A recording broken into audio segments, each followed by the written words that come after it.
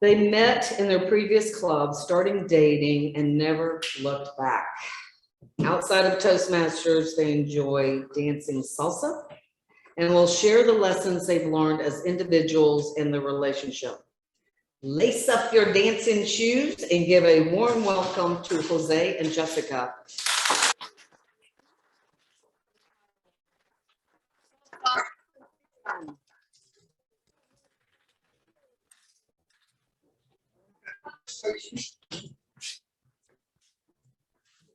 Picture it, June 2019. A lovely young woman is waiting on a dark street corner for a handsome man to whisk her off onto the dance floor. Little did they know that soon they would become the Salsa Sensation, and 3 years later, planning the rest of their lives together. Well, yeah, I was that handsome guy, and she was a lovely woman, and that was our first date. And neither of us was good on dancing. For me, dance was something that I was afraid to do. And you can say, oh, come on, I'll say, you're Puerto Rican. Yes, I am Puerto Rican, but for some reason, for my family, dancing was not a good deal, a big deal. So I don't grow up with that strong influence to dance. And growing up as a boy, you get even less influence to dance, and that is because it's something cultural. When you are a boy, the boys studying packages, cars, tools, get involved in sports, but dancing, no, come on, man. And in my mind, I was like, dance is for girls, not for a boy. And it's pretty bad because I think I missed a lot of fun because dancing was not in my life. On the contrary, as a woman, I always felt very comfortable dancing. Raise your hand, whatever gender you are, if you feel comfortable dancing. Awesome. Most all the women have their hands up. It was always very comfortable for me, but I never took any lessons or classes or training until 2019. I was newly single and decided that I wanted to have some fun and explore what dancing had to offer. I took some belly dancing classes and some other kinds of dance for fun, but it very quickly turned into one of the most powerful ways for me to connect with myself and my emotions.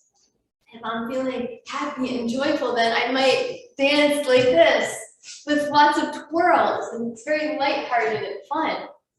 If I'm feeling anxious or angry, it might look more like stomping my feet and very spastic.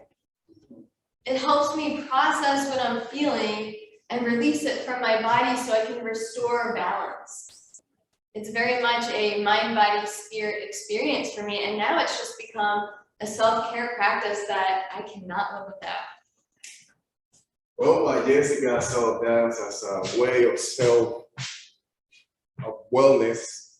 I have a different motivation.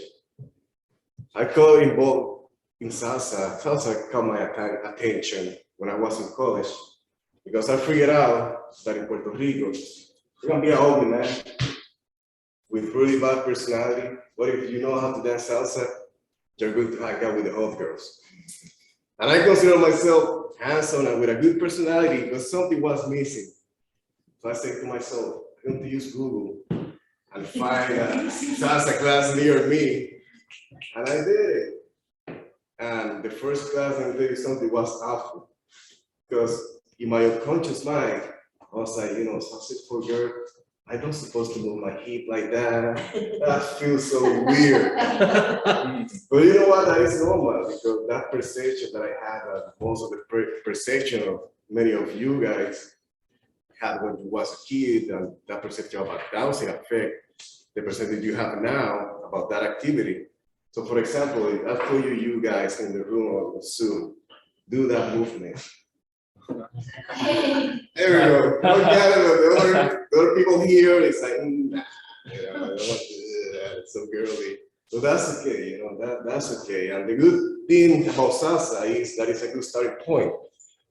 Because in salsa, you don't have to dance like a ballerina to actually dance. Salsa is more straightforward, more main step. So it's a good starting point to feel better with yourself, to feel more comfortable with your movement, and just to have fun. While Jose was initially feeling discomfort with dancing because of his body, I was very uncomfortable for a very different reason. Salsa is a partner dance. That means you have a leader and a follower. I was used to dancing by myself, moving freely, doing whatever I wanted. But now I have to move according to how he's leading me. I haven't done any partner dancing since square dancing in elementary school. It doesn't work so well when you're a control freak like me. Does anybody else like to be in control?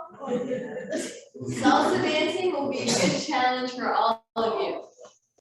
It was difficult for us. We had to really communicate and work through this because I was honestly trying to take the lead a lot of the times, but I had to step back and honor that I was the follower.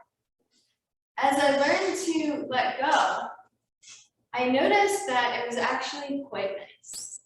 As a strong, independent woman, like many here in this room, we tend to take on a lot of responsibility. It was really great to finally have a space where I didn't have to be the leader. I could just step back, let him do all the hard work, and I just get to look fancy. Well, it took a lot of communication to establish boundaries as a leader or follower. But that is something good. Dancing is all about communication. And you have to know how to communicate with your partner in order to dance safely, at least safely.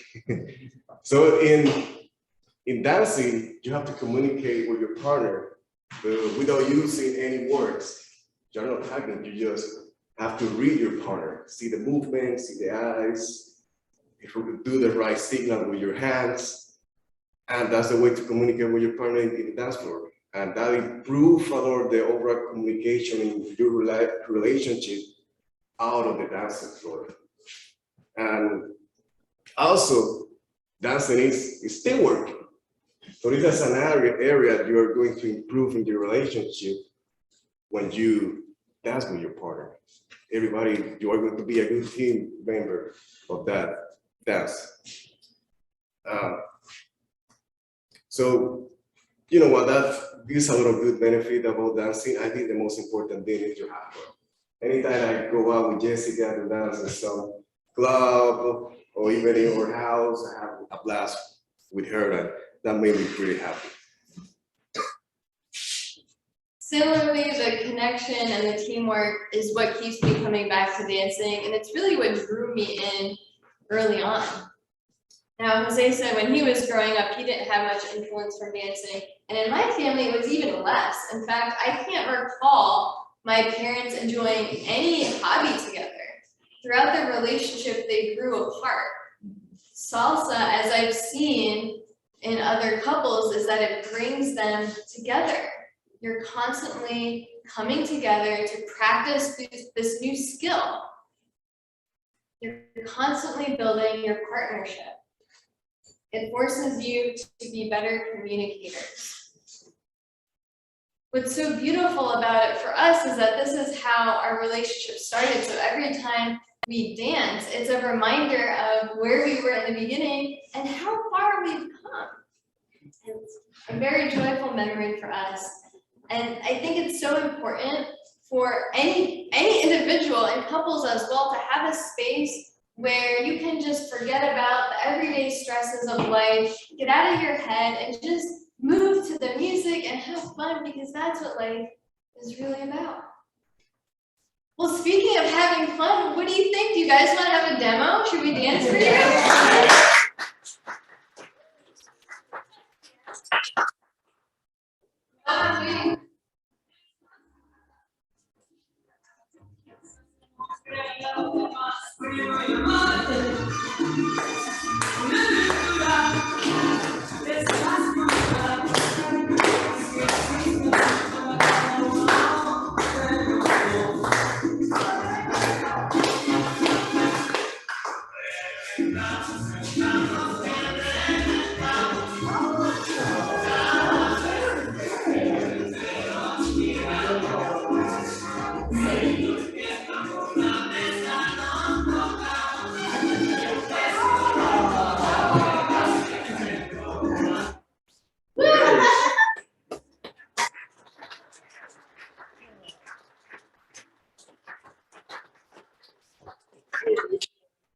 have fun. You can enjoy that with your partner or whatever. And you don't have to have partner to enjoy that. It is good. It's a good way to connect with your partner. But if you are single, you just can go to a salsa class and you can ask me. I know a bunch of salsa classes around here. And even you can go to a club, just ask somebody to dance, be comfortable, that's good. And I know we have been talking about dancing, but it's a different way to connect with your partner. Just look for something that you really like. I don't know, something that you share in common, for example, I don't know, painting, that can be something, paddleboarding, just walk in the nature. It's a lot of stuff out there that you guys can do. And that's the magic thing about that. You connect with your partner, you both can do something that you really enjoy. Yeah, you can live a happy life. Thank you.